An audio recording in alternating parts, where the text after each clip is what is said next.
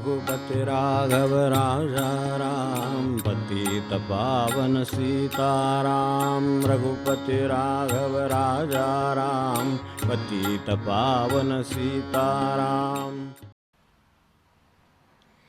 आपलं सगळं येस महाराज, त्यामुळे काय आता तेव्हा म्हणले थांब, गावा म्हणले आलो, प्रमाणे आलो. आपली भेट तरी झाली, आनंद वाटला. आणि आता किती राहिले किती गळले हे कदाचित बघायला पाठवलं का कोणाला तो काय नक्की मला माहीत नाही. नक्की काय अंदाज लागेल, महाराजांचा अंदाज लागला तर मग काय झालं असे असेल. दुसरं असंही असेल की कदाचित उजळणीची गरज किती आहे. आता पहिले मला वाटते किती 4 झाली काय 5 झाली काहीतरी झाली ना, 4 झाली, 3 झाली. 3मध्ये अगदी पहिले 1 2 3 झाला असेल. तर 15 सालातलं पहिलं 1 2 3 म्हणजे आज पहिलंच 1 2 3 असल्यासारखं वाटतं. याचा अनुभव येतो तेव्हा लक्षात येतं की ह्याची गरज काय आहे, त्यावेळेला काय मिळालेलं आहे, आपण काय कमावलेलं आहे, काय गमावलेलं आहे, काय लक्षात आलेलं नाही, काय करण्याची गरज आहे. हे सगळे प्रश्न आपल्यासमोर ठेवायलाही कदाचित हे असेल. आत्ता तरी गुरुवारी या म्हणले, त्याचा अर्थ पुढे काय हे माहीत नाही. हा शिबिर आहे तो त्यात नव्हताच विषय. तर असं असेल ते काय आहे ते आपली 27 सप्टेंबरला गाठ पडली नाही का.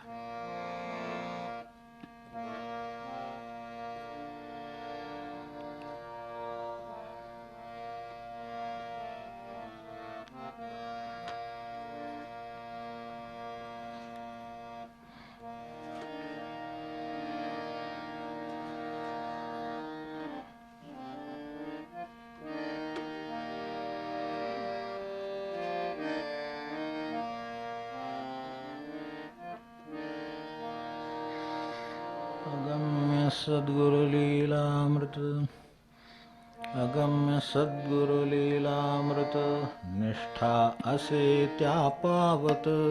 अगम्य सद्गुरुलीलामृत, निष्ठा असे त्या पावत. निष्ठा असे त्या पावत, निष्ठा असे त्या पावत. निष्ठा असे त्या पावत, निष्ठा असे त्या पावत. कळे मोल अनमोलाचे, कळे मोल अनमोलाचे, मार्गदेवाच्या प्राप्तीचे, मार्गदेवाच्या प्राप्तीचे, मार्गदेवाच्या प्राप्तीचे. कळे मोल अनमोलाचे, मार्गदेवाच्या प्राप्तीचे, मार्गदेवाच्या प्राप्तीचे, मार्गदेवाच्या प्राप्तीचे. कोठे होते वाट मारी, कोठे होते वाट मारी, उपाधींच्या काय परी, उपाधींच्या काय परी, उपाधींच्या काय परी. कोठे होते वाट मारी, उपाधींच्या काय परी, उपाधींच्या काय परी, उपाधींच्या काय परी. राखुनी प्रपंचाचा मान, कैसे साधावे साधन. राखुनी प्रपंचाचा मान, कैसे साधावे साधन. कैसे साधावे साधन, कैसे साधावे साधन. गुरूंच्या अंतरी प्रवेश, होता उकले मायापाश. गुरूंच्या अंतरी प्रवेश, होता उकले मायापाश. होता उकले मायापाश, होता उकले मायापाश. होता उकले मायापाश, होता उकले मायापाश. विनविदीन सद्गुरु रावा, विनविदीन सद्गुरु रावा. जीव जीव उद्धरावा, जीव जीव उद्धरावा, जीव जीव उद्धरावा. जीव जीव उद्धरावा, जीव जीव उद्धरावा. अगम्य सद्गुरुलीलामृत, निष्ठा असे त्या पावत. शेवटी देव पावतो कोणाला, ज्याचा भाव आहे त्याला. ज्याची निष्ठा आहे त्याला देव पावलेलंच आहे. पण ती नसली तर मग देवात अर्थ नाही म्हणण्यात काही अर्थ नाही. माझ्या निष्ठेत गडबड आहे ही ओळखण्याची गरज आहे. त्यासाठी हे असे आरसे ठेवलेले असतात. तेव्हा अनमोलाचं सुद्धा मोल कळू शकतं, पण त्यालासुद्धा निष्ठाच लागते परत. तर जे अनमोल आहे त्याचं मोल करताही येत नाही आणि कळतही नाही खरं सांगायचं तर. पण तरीसुद्धा अनमोलाचे कळे मोल आणि त्यातून देवाच्या प्राप्तीचे मार्गही कळतात. मार्ग खूप आहेत. त्यांनी काय केले ते आपण बघत होतो.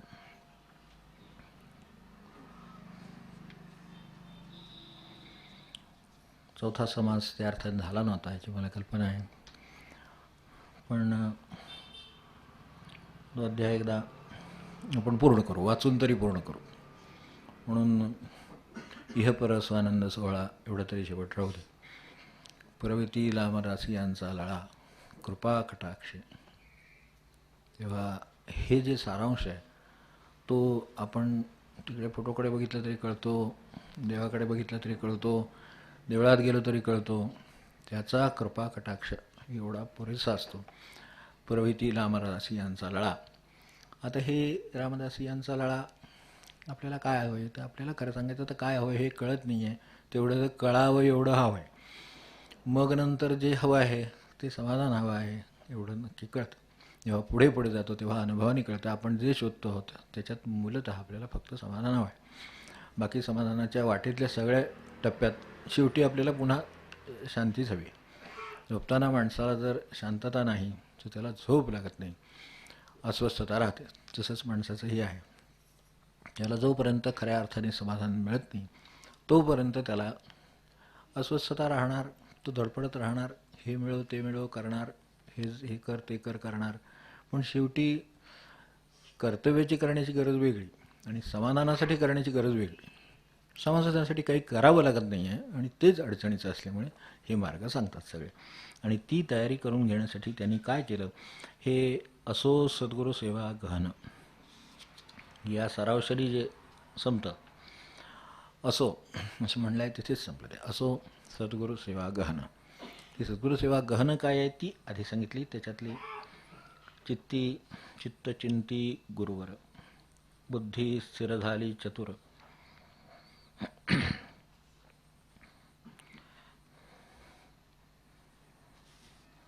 बुद्धी स्थिर झाली चतुर. ती चतुर्बुद्धी स्थिर झाली. चतुर्बुद्धी असतेच माणसाला, म्हणून म्हटलं ना इतक्या गोष्टींच्या शाळा आहेत पण कुठे स्वार्थाची शाळा नाही.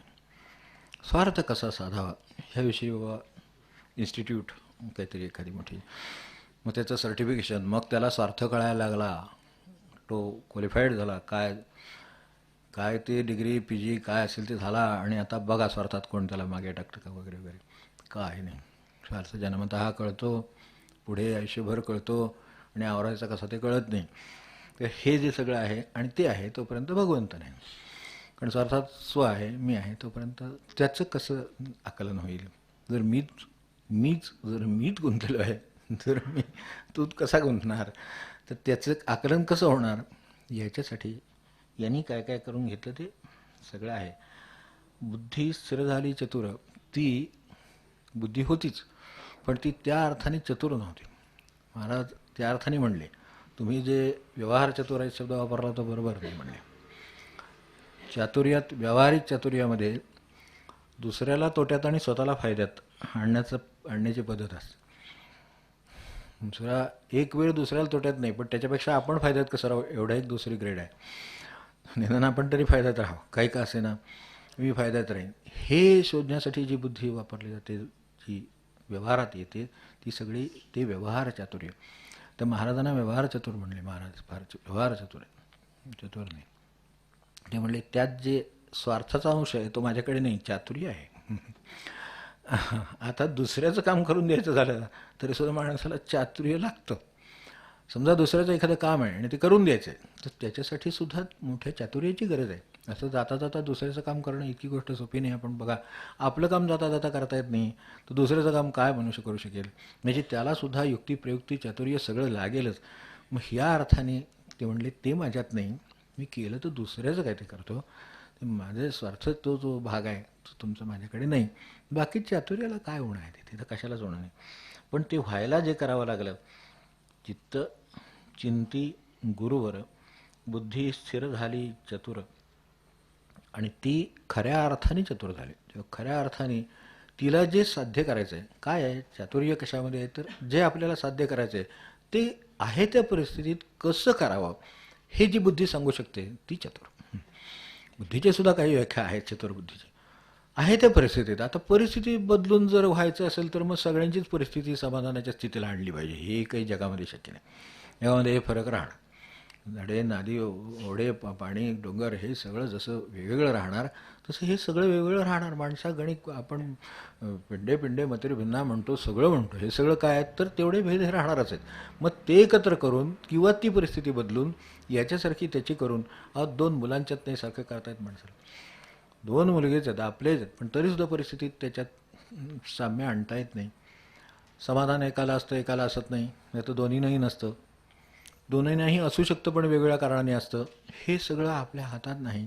मग हे जिथं स्पष्ट दिसतं तर तिथे एवढा फरक आहे की हे अशा तऱ्हेनं साम्याने ते होणार नाही. बाहेरच्या परिस्थितीचं देऊन जास्तीत जास्त मनुष्य काय करेल, की दोन मुलगे आहेत समजा, म्हणजे कोणाला दोन मुलगे असले त्यांनी घेऊ नका, हे मी दोन मुलं म्हणून सांगतो, कारण अलीकडे मुलगा म्हणजे असं काय राहिलेलं नाही. इक्वल राईट्स सगळ्यांना आहेत. त्यामुळं तिकडून आले काय इकडून आले, शेवटी ते तिथे येतच. मग ते जास्तीत जास्त तर व्यवहाराने विचार करू, व्यवहाराने जर आपल्याला विचार करता येतो तर त्यामुळे व्यवहाराने विचार करू. काय करेल जास्तीत जास्त, तर दोन्हींना मी तुला सारखं दिलं आहे. काय लाख रुपये होते तर तुला 50,000 दिले, तो तुला 50,000 दिले, 1 रुपया कमी दिला नाही, 1 रुपया जास्त दिला नाही, इथपर्यंत मनुष्य करेल. पण एक त्या 50 संतुष्ट असेल, एक त्यात नसेल. एक म्हणत तुम्ही त्याचे कष्ट कमी, खरं म्हणजे त्याला तुम्ही 40 आणि मला 60, काय ते सुटणार नाही शेवटपर्यंत कोडं. जे हे जे आहे हे अशा तऱ्हेनं परिस्थितीनं साम्य आणून सुटणारं कोडं नाही. तर ही चतुर्बुद्धी आहे ती फक्त स्वार्थाचा त्याचा विचार करते आणि म्हणूनच ती असमाधानात राहते. पण जी बुद्धी ह्या गुरुच्या आधी जे म्हटलं आहे चित्तचिंती गुरुवर, ती जेव्हा गुरुचं चिंतन करीत राहतं तेव्हा जे लाभतं, ती जी बुद्धी शुद्ध होते ती शुद्ध बुद्धी असते.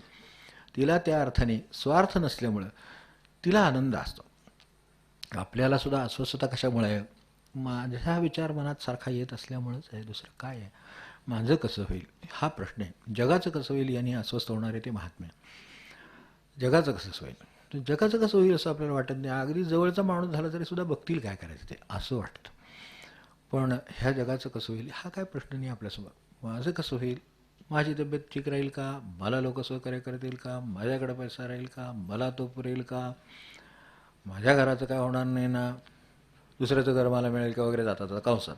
तर हे जे सगळे कंस कधीपासून आहेत ते किती कंस होऊन गेले ह्याला हे 3 माहिती आहेत. म्हणजे हे असे जे असतात ना, तर माझं मिळेल का, तिकडचं मिळेल का, इकडचं मिळेल का, असं जे आहे ना हे कंसात. तर ते घरदार म्हटलं की ते कंसात आलं. एक त्यांनी वध केला बाबा अवतार घेऊन, दुसरा एक असतो तो उतार्यावर असतो, तो घालवणं सुद्धा फार कठीण काम आहे. जे त्यातून गेले त्यांना चांगलं माहिती असेल ते. तर तो एक आणि हा एक, हा आपल्या वाट्याला आलेला. एक वेळ उतारा वाट्याला आला नसेल तो तर काय आपल्या वाट्याला येण्याची शक्यताच नाही. त्याच्यासाठी कृष्ण परमात्मा अवतरण्याची एवढं पण आपण काही नाही, त्यामुळं तेही काही नाही. आता राहिलं काय, तर हे मात्र राहिलं. हे जे कंसात वाटत राहतं ते माणसाला अस्वस्थ ठेवतं, त्याचं मूळ स्वार्थात आहे. त्यामुळे निस्वार्थ बुद्धी होणं हे चित्तचिंती गुरुवर, चित्ताने जेव्हा त्याचंच चिंतन होत राहील तेव्हा हे होईल. चित्ताच्या चिंतनाचे विषय आपण एक प्रयोग म्हणून करून बघावा. सोपा असलेला परमार्थ आपल्याला पचण्याची शक्यता आहे. सकाळी उठल्यापासून रात्री झोपेपर्यंत आपण स्वतःचा विचार किती करीत होतो, नकळत आणि कळत दोन्ही. म्हणून ते कळूनी न कळूनी तसे जे म्हटलं आहे मंत्रामध्ये ते तेवढ्यासाठी म्हटले, कारण नकळतसुद्धा स्वतःचा विचार होत असतो माणसाला. आपल्यासमोर काय, आता मी काय जास्तीत जास्त सांगणार, हे आपलं प्रापंचिक जीवन. 2 कप चहाचे आणले समोर ठेवले, आपल्याला उजव्या हाताने कप उचलता येतो तर आपण उजव्या हाताला ठेवले, तर दुसऱ्याचा तसाच ठेवला जातो. आता तोही उजव्या हाताने उचलणार ना, हे सर्वसाधारणपणे उजव्या हातावाल्यांचं जग आहे असं गरीब धरून समजा, तर त्याच्या कपाचा कान तिकडे नाही फिरवला जात. इतका नकळत दुसऱ्याचा विचार होत नाही, स्वतःचा मात्र फिरवून घेतो. तर त्याच्यामध्ये इतका नकळत विचार असतो. आता हे काही विचार करून कोण करतो का, मुद्दम काही काही नाही, आणि करता येत नाही. ते नाही काय करता येणार त्यांना, त्यांना येतेच की. पण आपल्या मनात ते आलं का, की ह्यांना उचलताना डावीच्या ऐवजी उजवीकडे लागेल, तर हा विचार मनात आला का, अगदी साधं, काही फार मोठं पारमार्थिक नाही आहे उदाहरण, अगदी साधं आहे. 2 कप ठेवले तर एक तिकडे, त्याच्याकडे 2 म्हणजे आपल्याकडे, तर कान त्याचे बरोबर होतात का, एवढ्यावर कळतं. नकळत विचार म्हणजे काय ते सांगतो. म्हणून सांगतं चित्तात कळत आणि नकळत. म्हणून ते कळून आणि नकळून.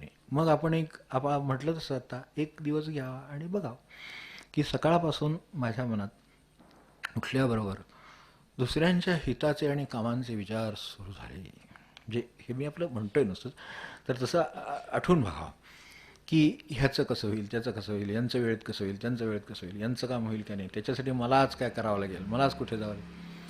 अशा तऱ्हेनं त्याच्यासाठी विचार चालू होतो का आता उठलं की माझं कसं होईल, इथपासून सुरू होतं. किंवा आजच्या आपल्या कामांचा विचार सुरू. काम तर करायचंच आहे, प्रत्येकाला कर्तव्य आहे, विचार आहे, करायला पाहिजे, सगळं बरोबर आहे. पण तरीसुद्धा आपल्याला हे लक्षात येईल की हा नकळतपणे दिवसभर जसं बॅक ऑफ माइंड ते सारखं त्याचा विचार करीत असतं. आणि ते झोपेपर्यंतसुद्धा, अगदी शेवटपर्यंत जेव्हा झोप लागणार तिथपर्यंतसुद्धा डोक्यातून दुसऱ्यांचे, त्यांच्या हिताचे, त्यांच्या कल्याणाचे वगैरे विचार न येता माझे दिवसभराचं झालेलं, त्यातलं राहिलेलं, न मिळालेलं, उद्या मिळायचं, हे सगळं डोक्यात राहतं. म्हणून मनुष्य परमार्थात पुढे लागते. आता एक त्यातला चित्तचिंती गुरुवर, त्यांचे काय चित्ताची स्थिती आहे महाराजांची ते बघा. चित्तचिंती गुरुवर, बुद्धी स्थिर झाली चतुर, आणि ती खऱ्या अर्थानं स्वार्थरहित झाली तेव्हा चतुर. बाकीचं जे ती महाराजांच्याकडे आहे. म्हणूनच ती पुढे सुद्धा त्यांनी हे उत्तर, रूपात सुद्धा उत्तर हेच दिलं आणि प्रत्यक्षातही तेच दिलं. बुद्धी स्थिर झाली चतुर, आणि ती ज्या वेळेला दुसऱ्याच्याच हिताचा विचार करते आणि निस्वार्थाचा जेव्हा विचार करते तेव्हा गेला समूळ अहंकार. कारण ज्याचा विचार करायचा तो स्व जो कोणी स्वार्थ ज्याचा साधायचा तो त्याच्याविषयी विचारच नाही, विचार फक्त दुसऱ्याचा आहे. तर तो जर असेल तर मग हा अहंकार जातो. तोपर्यंत अहंकार माणसाची पाठ सोडित नाही. म्हणून इथे आणि उलटा असं म्हटलंय, जातो पण समूळ जाते. आपण आत्तापर्यंत ग्रास कटरने कितीतरी वेळा हे कापला असेल, काय हरळीसुद्धा किती वेळा काढली असेल. अनेकांना अनुभव बागेतले आहेत, म्हणजे ज्यांचे असतील त्यांच्या, किंवा कोणाला मदत केली असेल तर त्याचा. तर ते सगळं कटिंग करा, पाऊस भरपूर पडू दे, नंतर पुन्हा आपल्या हरळी पुन्हा त्याच ठिकाणी परत वाढलेली दिसते. आता पुन्हा रान काढलं पाहिजे. अहंकार हा हरळीसारखा आहे असं जे महाराज म्हणले ना, ते तसं आहे. तर तो एखाद्या प्रसंगात मागे ओढता येईल, एखाद्या प्रसंगात काढून टाकता येईल, पण कुठल्या प्रसंगात तो डोक्यावर काढेल हे सांगता येत नाही. म्हणून इथे म्हणण्याला जे महत्त्व आहे ते नुसतं अहंकार गेला म्हणण्याला नाही, समूळ गेला म्हणण्याला महत्त्व जास्त आहे. शब्दाकडे आपलं लक्ष असलं म्हणजे हे येतच आपल्यासमोर की गेला समूळ अहंकार. जे जशी हरळी मुळापासून, झाड जर आपल्याला नको असेल तर कितीही खोल खणावं लागलं तरी त्याच्या मुळात जाऊन ते काढून टाकावं लागतं, मग त्याचा विचार मनात येत नाही. ते व्हायला ते जे मुळात जावं लागतं ते, म्हणून समूळ गेला. तर गेला अहंकार समूळ. आणि हे काही केवळ परमार्थाचे नाही. मागे एकदा आपल्याला ह्याच्याविषयी बोललो की व्यवहाराशी सुद्धा याचा खूप संबंध आहे. व्यवहारात सुद्धा अहंकारी मनुष्य दुसऱ्याला सहन होत नाही, त्रास होतो. अहंकारी मनुष्य असेल, स्वतःचं खरं करणारा मनुष्य असेल, अशा स्वरूपाचं काय माणूस असेल तर घरात सुद्धा खुपतं ते सगळ्यांना. त्याचा अहंकार नाही, साध्या भाषेत सांगतो, त्याचा अहंकार नाही म्हणजे काय आहे, आहे नाही नाही त्याला चालतं. आता सकाळी काय उठल्यावर कोणी चहा विचारलं नाही, चहा ठीक आहे विचारतील थोड्या वेळाने. दिसत नाही का मी उठलो, एवढा वेळ झाला, कोणाचं लक्ष नाही घरामध्ये, कोण काय नाही, शांत राहा. काहीतरी असेल काम त्यांच्यासोबत, त्याला काय तुमचं काय करायचं नाही, अशातला भाग नाही आहे, करायचं आहे सगळं, पण कोणाचं लक्ष नाही. म्हणजे इथपासून जे त्याची अभिव्यक्ती आहे ती दिवसभर वेगवेगळ्या मार्गाने तशी होत राहते. म्हणून अहंकार हा परमार्थाच्या दृष्टीनं तर सर्वात शेवटच्या त्या गाभाऱ्याच्या अलीकडचा, त्याला ते मेटल डिटेक्टर म्हणतात तसं तो आहे. तिथे बीप वाजतं. सगळी साधना केली तरी शेवटी अहंकाराच्या तिथे बीप वाजणार. ती जर त्यांनी केली म्हणजे एवढी माझ्या हातून झाली, वाजलं तिथे. ते म्हणतात जरा मागा थांबा, अजून थोडं गाभाऱ्यात जायला अजून वेळ आहे जरा. कारण तुम्ही करून आला आहात मोठी साधना, मोठी करून आला आहात, ती तुमच्याकडून कोणी करून घेतली याचं जर भान राहिलं नाही तर तिथे बीप होतं नसतं. फक्त आपल्या त्या एअरपोर्टला याला त्याला सगळीकडे आता काय चौकन उभे केलेलेच आहेत, कारण धोकात माणसांच्यापासून माणसांना धोका जास्त झाला आहे. कुठले प्राण्याने वगैरे नाही, फार क्वचित कधीतरी करतात, त्याच्यावर सुद्धा किती रामायण होतं आपल्याला माहिती आहे, पण तरीसुद्धा ते जावे. पण निदान माणसाचा धोका आहे म्हणून हे सगळं उभं केलं चौकटी, जिथे तिथे बीप वाजतं. त्याच्याकडे काय हत्यार नसेल ना, काहीतरी हे नसेल ना, तसं ते मेटल डिटेक्टर म्हणतात, तसं ते डिटेक्टर आहे. तसा तो तिथे शेवटचा डिटेक्टर तिथे आहे. आधी जे खूप आहेत वाटेत ते ओलांडली समजा, तरी शेवटी मी सगळे ओलांडले आणि आता भगवंता जरा थांब म्हणतो, तू सगळे ओलांडलेस ना, जरा थांब थोडं अजून वेळ. तर तसं ह्याचा गेला अहंकार, समूळ अहंकार. आणि हा जर गेला असेल तर नुसतं लीनता बांधली असं म्हणलेलं नाही, परमलीनता बांधली. परमलीनता बांधली.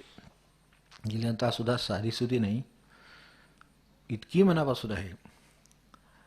तात्याचं म्हणा, लोक आपल्याला हे सगळं माहितीच आहे, आपल्याला उजळणी करायची ती आपली नाही का, मध्ये अशी मध्ये मला अशी उजळणी करायची, तुम्हाला म्हणजे सवलत राहू दे बरं का, असं मी महाराजांना म्हटले, म्हणजे मलाही बरं असते तुम्हालाही बरं असते. तर त्या दृष्टीनं हे आपल्याला माहीतच असेल. पण तात्यासाहेबांच्या याला ते पायाना शेवटी इन्व्हर्शन झालं होतं पायाचं, कॉन्ट्रॅक्टेड इन्व्हर्टेड असे जे पाय झाले होते. त्याचं कारण असं असे की कुणीही मनुष्य कुठूनही नमस्कार करायला आला तर त्यांना तो नको असे, त्यामुळे तो यायच्या आधीच ते पाय आखडून घेत. ते पाय आखडताना पाय हळूहळू जवळ झाले, अशी तिरकेपणा पायाला आला होता. हे ज्यांनी हे वाचलं आहे त्यांना हे माहीत असेल की हे असं का झालं. ह्याला काही कारण नाही आहे, दरवेळेला त्या ॲक्शनमुळे तसं झालं आणि अशी ॲक्शन त्यांची हजारो वेळा आहे हो. आणि मग ते तुम्ही ते स्वीकारत नाही म्हणून बरं, तसा स्वभाव नाही. नाहीतर कोणीतरी असे ते बाजूला दंडा घेऊन बसलेलं साधू असलं म्हणजे काशीला कोण जाते तिकडे लांबून लांबून नमस्कार करतात. ते तसले हे आपल्या स्वामीने हे अवतार घेतात ते लोक ते अजिबात ऐकून घेतात, तसले ह्यांचं नाही. त्यामुळे तसा स्वभाव नाही. त्यामुळे मनुष्य प्रेमाने येणार, हे प्रेमाने येणार, हे आहेच. ते तसं करणार म्हणजे लोक येणार, मग हे सगळं होणार. मग आता ह्याला काय पर्याय राहणार. तर ते मग तुम्ही ते म्हणणे, मी तो येण्याच्या आधीच त्याला बरेच वेळा नमस्कार करून घेतो मनातल्या मनात आणि शेवटी पाय आखडून घेतो. आता त्यातून केला तर महाराजांची इच्छा. इतकी परमलीनता वाढलेली, जे म्हणलं ना ते परम केव्हा. नाहीतर काय आपल्याला तसं काही मनुष्य कामासाठी किती ठिकाणी लीन असतो. साहेबा पुढे आहे, ह्याच्या पुढे आहे, ऑफिस पुढे आहे, सगळ्या पुढे आहे, घरात आहे, लोकांच्या पुढे आहे, सगळ्यांच्या पुढे आहे. पण ते व्यवहारार्थम, ते व्यवहारार्थम किंचित द्रव्यम समर्पण तसलं आहे. ते आपलं तेवढंच आहे, त्याच्यापेक्षा नाही. खऱ्या अर्थाने लीनता असेल तर ती त्या माणसाच्या चेहऱ्यावर किंवा व्यक्तिमत्वातच दिसते. इतकी ती रिफ्लेक्ट व्हावी तर तितकी आहे. आणि त्यातही ती परमलीन आहे. ते परमलीन म्हणजे काय आहे, त्यांच्यासारख्या ठिकाणी असे जे लोक आहेत त्यांच्याकडून कळतं. तर बुद्धी स्थिर झाली चतुर, चित्तचिंती गुरुवर, बुद्धी स्थिर झाली चतुर, गेला समूळ अहंकार, परमलीनता बाणली. आता थांबू आपण, कारण आपल्याला जास्त तास नको. थोडक्यात काय कळायचं ते एवढ्या 4 गोष्टीत करते. एक चित्ताची स्थिती, एक बुद्धीची स्थिती, एक अहंकाराची स्थिती आणि एक लीनतेची स्थिती. बस आपल्या एवढ्याचं जरी रिव्हिजन झाली तरी खूप झालं. हे अगम्य लीलामृत आहे. हे सगळ्या आपण पाहतो, ऐकतो, बोलतो, बसतो, हेच केवढं तरी ही लीला आहे सगळी त्यांची. म्हणून हे असं होऊ शकतं आणि असं होत राहील. आणि आपल्याला त्याचा कळेमोल अनमोलाचे मार्ग देवाच्या प्राप्तीचे. किती मार्ग आहेत देवाच्या प्राप्तीचे ह्याची आपल्याला कल्पना आहे. देव म्हणजे आत्यंतिक, निरुपाधिक आणि निरंतर समाधान असं समजा. कुठला आणि कोण येऊन आकाशातून कोण भेटायचं नाही आहे. इथं आपण आनंदात राहायचं आहे आणि दुसऱ्याला त्रास न देता, कसली वस्तू न लागता. सगळ्यांना त्रास देऊन काही माणसं आपला मी कसा आहे, तुम्ही कसं आहे ते बरोबर, पण बाकी सगळे दुःखात आहेत तुमच्याकडे. तसं नाही, बाकी सगळे आनंदात आहेत आणि आपल्याकडून कोणाला त्रास नाही. तर दुसऱ्यांचा आपल्याला त्रास नाही हे शक्य, पण आपल्यापासून दुसऱ्यांना त्रास नाही हे अवघड आहे. तर ही साधनं आहे. तर त्याच्यासाठी हे सांगितलं 4 गोष्टी फक्त लक्षात ठेवल्या, बुद्धी, अहंकार, चित्त, सगळं तर पुरेसं आहे एवढं. आता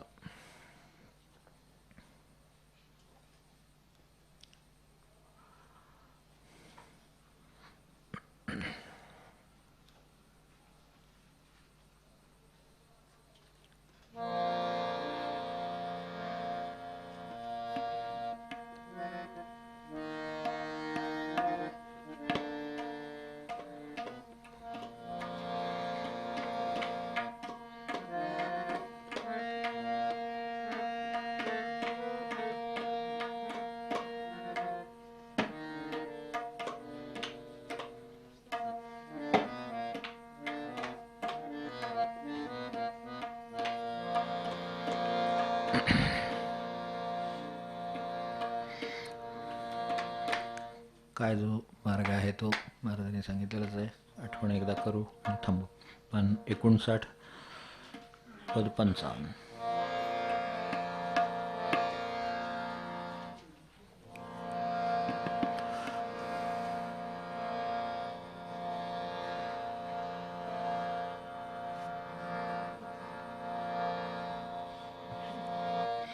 नामाविणहित समजू नका, नामाविणहित समजू नका, समजू नका.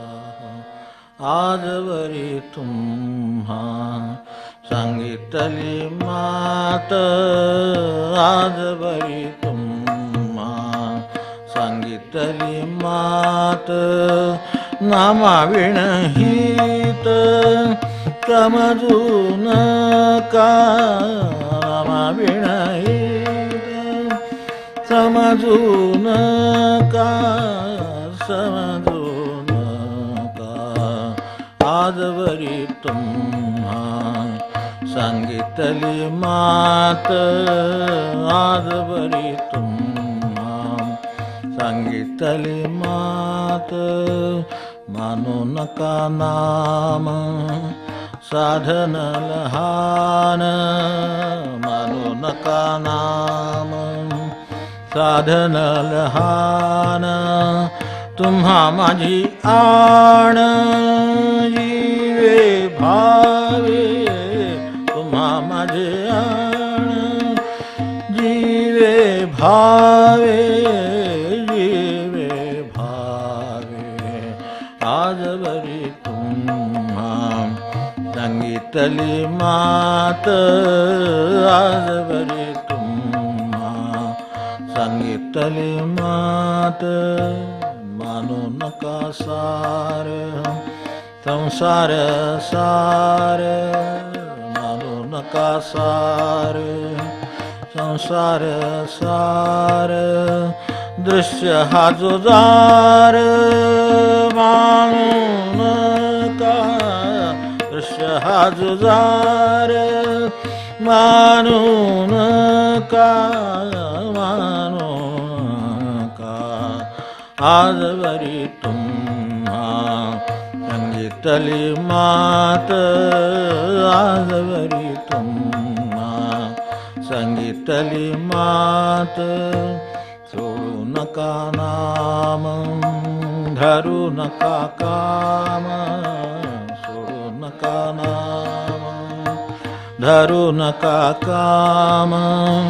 नाही नाही नेम आयुष्याचा, नाही नाही नेम आयुष्याचा, आयुष्याचा. आजवरी तुम्हा सांगितली मात, आजवरी तुम्हा सांगितली मात. दीनदास म्हणे सांगतो ते ऐका, दीनदास म्हणे सांगतो ते ऐका. अभ्यास वैखरी सोडू नका, अभ्यास वैखरी सोडू नका, सोडू नका. आजवरी तुम्हा सांगितली मात, आजवरी तुम्हा सांगितली मात. नामाविणहित समजू नका, नामाविणहित समजू नका, समजू नका. आजवरी तुम्हा सांगितली मात, आजवरी तुम्हा, आजवरी तुम्हा, आजवरी तुम्हा सांगितली मात.